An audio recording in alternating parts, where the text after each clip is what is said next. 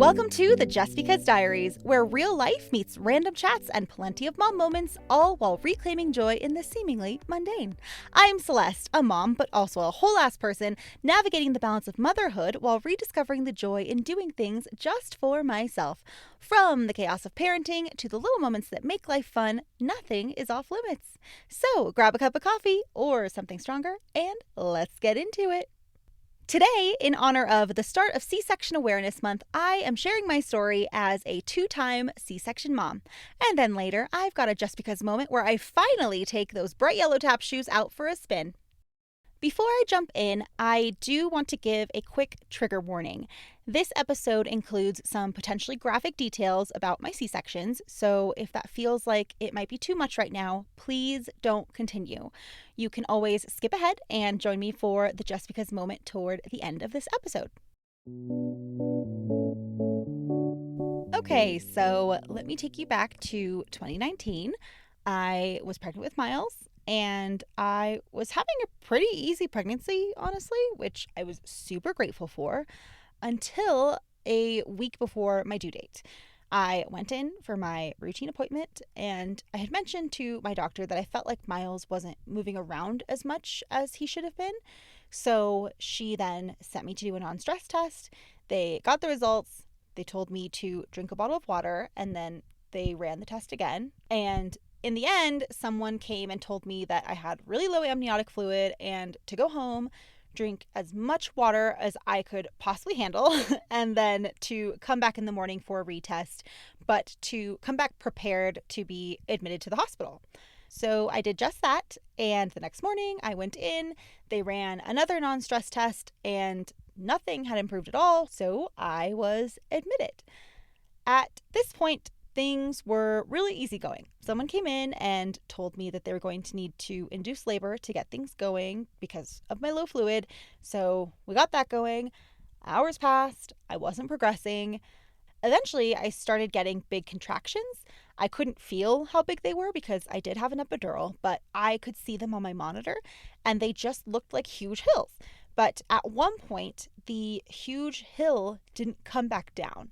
It peaked. And then it stayed peaked for way too long before it finally fell again. And when that would happen, Miles' heart rate would plummet and alarms would start going off. A million nurses would rush into my room. They would move me. They would put things in my IV. I was terrified. And the whole time, no one was explaining what was going on, not even when it was over. I remember at one point when this happened, I was so scared and I was laying on my side and I was just quietly sobbing because I was terrified and I was so afraid that if I moved wrong or did anything wrong in that moment when everyone's trying to help me and alarms are going off, that something was going to happen to Miles. Eventually, my labor was still not progressing the way that they wanted it to, and the whole huge contraction and Miles' heart rate dropping thing happened again. But this time, after it passed, the doctor came in and told me that if it happened one more time, that they would need to perform an emergency C-section because every time this would happen, this was putting too much stress on Miles. Well, guess what? It happened again, and everyone rushed back in, and soon I was getting ready to be wheeled out the door. Now, one little bright spot in this particular moment of insanity was David. As everyone is getting ready to wheel me out the door, it's around 3:30 in the morning, and the nurse says something to David like, "Okay, Dad, let's go." And David comes running up. He's exhausted, and he holds up a little bag with his toothbrush and his toothpaste, and he says, "Okay, I'm ready. I just need to go brush my teeth real quick." And all my fear just went away for one moment, and I just laughed, and I looked at him and I said, "Babe, there's no time. We're about to go have a baby." And then it dawned on him that this was real and it was really happening. So he put his toothbrush back, and then he was running out the door with me on the way to the OR. Once I was in the OR, everyone was still rushing around, getting everything ready, putting up the curtain, all that jazz. But I thought it was really funny because they were playing classical Christmas music in there. I just thought that was really silly. I guess I just expected silence, But I was so happy that they were playing Christmas music because I love Christmas music and it was really helping to calm me down. I should say that Miles was born in December, so it makes sense that they were playing Christmas music. This wasn't just some random weird thing. So, anyway, the anesthesiologist was next to me and he was getting set up for whatever pain medication he was going to give me, I guess. I don't know. Maybe it was more epidural. I literally have no idea. What was so weird is that all of this was happening to me and around me, but I had no clue what was going on. And then the surgery began, and I knew it began because I felt it start. I didn't feel pressure. I felt the knife. I felt them cutting into my stomach. And I told whoever would listen that I could feel everything. And I started to panic. And the doctor starts calmly yelling at the anesthesiologist to give me more medication. And then David starts telling him that he needs to do something because I'm in pain. And the dude is panicking because he's saying that he's giving me all that he can or the correct dose, whatever. And the dude is panicking because he says that he's given me all that he can or the correct dose. I don't know, but he was panicked, which, was super great for me to see while I am in immense pain, feeling absolutely everything they're doing down there. And then the doctor said something to him and he gave me something else. And then everything went dark. My eyes went blurry and they got so heavy that I couldn't keep them open. I could hear what was going on. I couldn't understand what was going on, but I could hear and I couldn't see and I couldn't feel anything. I heard Miles cry for the first time. I remember trying to open my eyes to see him when they showed him to me, but all I could see was a big blur holding up a tiny blur. I couldn't see him. And I remember saying, I'm so tired. And then I guess I fell asleep. I don't know how long I was asleep, but when I woke up, I was still in the OR. I was still heavily drugged. And Thank You Next by Ariana Grande was playing, which I vividly remember because I thought that was so weird and jarring. But the nurses were trying to talk to me now that I was awake, but I wasn't sure what they were saying or what was going on. I was just really confused and out of it. But they wheeled me to another room where David was sitting with Miles, and I stayed in that room for what felt like forever. I was in and out of sleep. Again, the drugs were still very much present. And eventually they were ready to wheel me to my hospital room. And the nurse told me that I had to hold Miles to go to the next room. I guess it was like a hospital policy or something like that. But I told her that I couldn't feel my arms and that I couldn't hold him because I was going to drop him. I was terrified that if I had to hold him, he was just going to roll off me. But she insisted that I had to do that. So she put him on my chest and then she physically moved my arms over Miles for me because I couldn't. And then I just begged David to put his hands on top of my hands to make sure that Miles wouldn't fall off of me. And then the entire way to the hospital room, I kept saying to David, like, you have him, right? You have him. He's okay. Because I was just so terrified that I couldn't feel him. I didn't know if he was going to fall off of me or not. The rest of our hospital stay went as you can imagine. Nurses came in every 30 minutes or so. They gave Miles a bath. And then at some point, the head anesthesiologist guy came in to talk to me, probably because he wanted to see if I was going to sue them or something. But at the time, I was just so out of it. And I didn't process a whole lot of that conversation at all. But at no point did anyone come in to talk to me about my surgery or my recovery. I stayed in the hospital for 2 nights, which is common practice after a C-section. And on my discharge day, they sent me home with no information on what to expect after a C-section or how I would heal or how to take care of the incision. Nothing at all. They basically patted me on the back and said, goodbye, have a nice life. And once I got home, everything kind of hit me at once. I was terrified to shower because I was afraid to get my incision wet. Moving was excruciating, so I just didn't move, which I later learned is the exact opposite of what you should do after a C-section. So that was great. I was struggling with my milk supply and was really, really hard on myself over that. But no one ever told me that it can take longer for your supply to come in after a C-section. No one gave me any information on how I could help my supply to come in. Everything about my recovery I learned from the internet, from freaking Google. I learned how to roll out of bed, how to move around, go upstairs, how to take care of my incision. I had to learn all of it on my own. Before having Miles, I had no idea what a C-section would be like. I literally only knew that they make an incision in your stomach to take the baby out. That's it.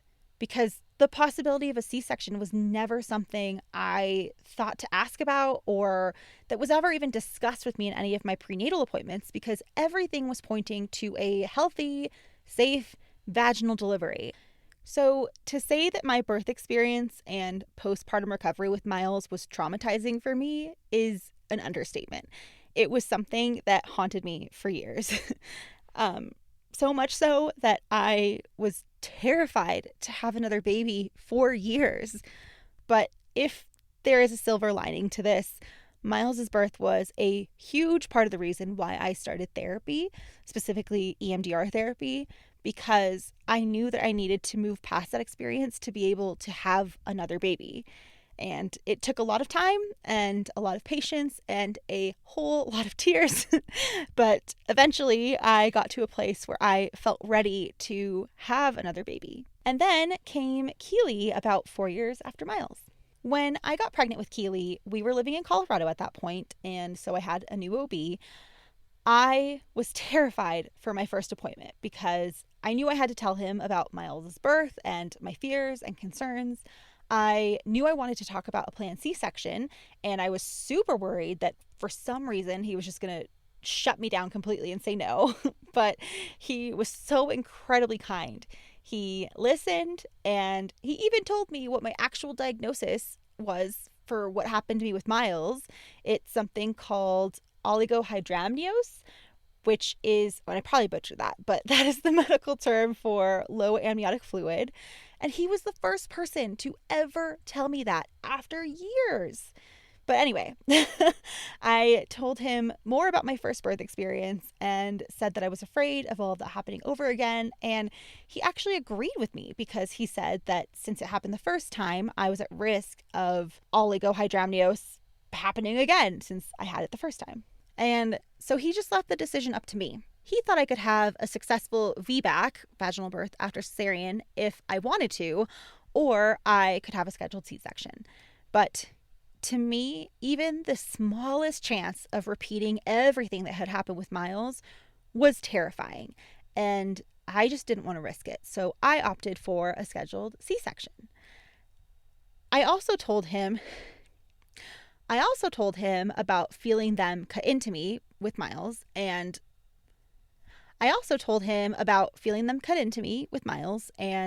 I mentioned my pain management concerns for another C-section, and he listened and he explained why he thought that may have happened, and he told me how my pain would be managed differently this time around, which I really, really appreciated.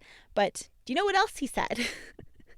He said that I was the second woman that day to tell him that I felt them cut into me during my procedure. And I didn't know what to say to that. I felt a lot of things, but I mostly just felt so sad that someone else would have experienced that too. And it also just made me wonder how common that is. How many women experience that as part of their normal procedure? But my doctor assured me that this time would be much different. It would be smoother, nicer, all around just a much better experience to the first one. And he was so right. Keely's birth was a literal dream compared to Miles. Everything was calm and relaxed. The hardest part of the whole experience was that no one could find my vein to put an IV in. I got stabbed so many times by so many people, it was insane. Like literally the other nurses were making jokes about it because no one could do it. But other than that, the nurses and the doctors were all just really chill, really happy, and just ready for me to meet Keely. And the anesthesiologist that I had, he gave me my spinal and he was so nice and put me at ease immediately. And then there was a nurse who was by my head who was just an angel. And I wish I would have thought to ask for her name. And she told me everything that was happening as it was happening in detail. She would tell me what they were getting ready to do, what they were doing, what was coming next. She was amazing. And she had my phone so that she could take photos for us when Keely was born. And then, of course, David was next to me and he was holding my hand the whole time. And I just did my best to soak it all in. I wanted to remember every detail because I just didn't get to with Miles. Ugh, sorry. um, anyway, don't get me wrong. I was still super afraid going into this. But Keely's birth ended up being so healing for me, which is kind of ironic since they literally cut me open again, but I think you know what I mean. And not only was Keely's birth a better experience, so was my postpartum care in the hospital. Just like last time, I stayed there for 2 days. And in that time, I was visited by a postpartum physical therapist who came in and we talked about C-section recovery, what to do, what not to do. And she gave me a little booklet that had all the information she was going over with me, as well as images for further explanation in case I forgot. It was wonderful. And she also said that I was able to go in and have PT sessions if I wanted to once I was back home. And I think I just stared at her like she was the most amazing thing to ever happen to me. I just told her how grateful I was that this was something that she and the hospital was doing for C-section moms. I told her about how in the dark I felt after Miles was born and how I had to figure it out on my own. And I just thanked her because I was so happy to know that at least in that hospital that wasn't going to be the case for other C-section moms. And I had hoped that was something that was changing everywhere across the country, but I soon learned that unfortunately that just wasn't the case. I knew someone in another state who had an emergency C-section pretty soon after Keely was born, and she was sent home with no information, just like I was when Miles was born. So I sent her copies of the little booklet that I got after Keely was born, as well as, whatever else I thought might help, because I felt like even if it was something so small, it's still something, because I never want anyone to feel as in the dark as I did in my recovery. And if you've had a C-section, especially one that didn't go the way you expected, I just want you to know that I see you. Know that you aren't alone in how you feel about how it went and how that might be staying with you even today. And that's really why I wanted to share this story today. The whole point isn't to scare anyone. It's just to say that there is a lack of information around C-sections, and that lack of information is important because when things changed for me with Miles, I wasn't just physically unprepared, I was completely in the dark, and it just should not be that way. I think that every pregnant woman deserves to understand both possibilities, not just the birth we hope for, but the one that might happen. Because even though knowing these things and having that knowledge doesn't make it less scary, it can make it less traumatic. So if sharing my story helps even one person feel a little more informed, a little more prepared, or a little less alone if things don't go according to plan, then it's so worth it to me. So remember when I told you guys that I bought those bright yellow tap shoes? Yeah, they have been sitting in their box, brand new, untouched, for weeks. I have just honestly been feeling really intimidated to get back into dancing, even just to tap on my tap board in my basement, because it's been about 10 years since I have taken a tap class, and I'm just a very, very different person now. And even though dancing is something that I used to love, it feels really weirdly unfamiliar now, which made a really great excuse for me to just keep putting it off. Until Monday, when I went to go try a tap class for the first time in years, alone. I was terrified. In the hours leading up to my class, I literally couldn't sit still. I was so nervous that I kept going upstairs and downstairs to get things ready, which what is there to even get ready? I literally throw my tap shoes in a bag and leave. But I kept getting ready or whatever I was doing until it was time for me to get in the car. So I headed to the studio and I kept telling myself out loud in the car that I can do hard things because I am constantly saying that to the kids that they can do hard things. So I thought, lead by example, I guess, even though I was alone. But I was just nervous and I needed a mantra or I was probably going to start crying because I am a crier. I cry when I'm overwhelmed, when I'm happy. It honestly doesn't matter. I cry. At a minimum, I'm tearing up. I always think about Jude Law in The Holiday when he says, I am a major weeper. I am a major weeper myself. So I fully relate to that. Anyway, I was feeling stressed. And on top of my mantra, I was also stress eating Altoids the whole way there. So I thought at least I would have fresh breath, I guess. I don't know. But eventually I got to the studio and my first impression was how cute it was. It looked kind of like an A-line cabin, but a little more industrial maybe. But regardless, it was a really nice little place. So I parked and it did take me a minute to gather up my courage and actually get out of the car. But I did get out of the car and then I even made it through the front door and up to the reception where I awkwardly explained what I was doing there to the very nice lady. And she was really kind and she asked me the usual, how did you hear about us and all that. And then she asked if I was going to be dancing in the class. And I just said yes before I could think twice about it because I know myself and I wouldn't put it past me to completely chicken out given the opportunity to do so. So I just said yes. And I headed into the room and everyone else started coming in as well. And I took a seat alone and I started putting on my tap shoes, my yellow shoes that are very, very noticeable. So it took no time at all for the other ladies to notice that I was new. But when I tell you that I have never felt more welcomed by a group of strangers in my life, it was amazing. Each and every single one of them came up to me and introduced themselves to me, and they just made me feel so welcomed. I literally had to try to not make it weird and start tearing up because I was so happily overwhelmed in the moment. But they were just so kind, and their kindness really helped to take my nerves down a notch, but only just a notch because I still had to dance with a whole bunch of strangers for the first time in years. When class began, I, of course, chose to stand in the very back, and then the warm-up began, and I immediately felt so good. I felt like I got a piece of myself back somehow. Even though it was never really lost, it was just kind of, stuck on a shelf and covered up in a huge layer of dust for a while, but things came back to me so easily, and it felt so, so good to be in my element again. And I mean, my speed for sure was not what it used to be, not even close, but that was to be expected. And I still hung in there. I hung in there just fine. I was happy.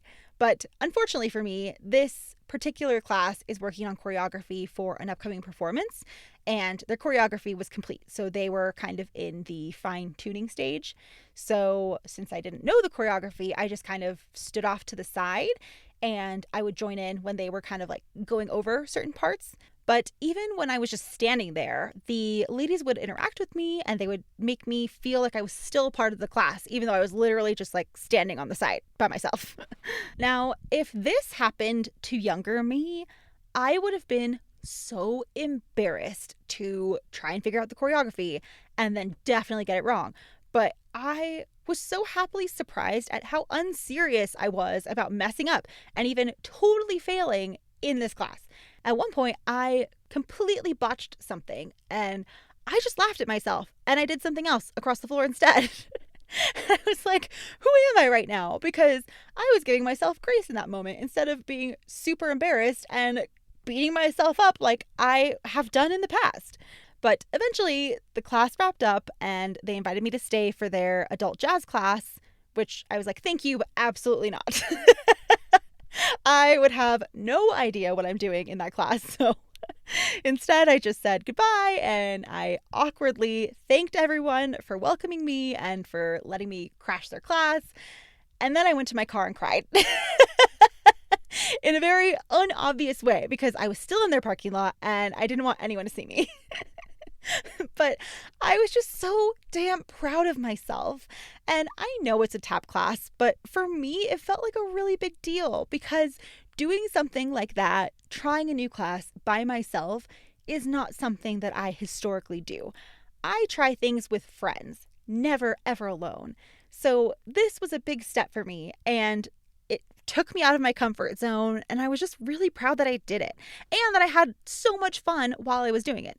I was scared out of my mind, but I did it anyway. I did the hard thing, just like I said I would. And I think I even found a little community that I want to be part of, and that makes me feel really happy. So I emailed them to thank them again for letting me try their class, and I asked how I can move forward with registration.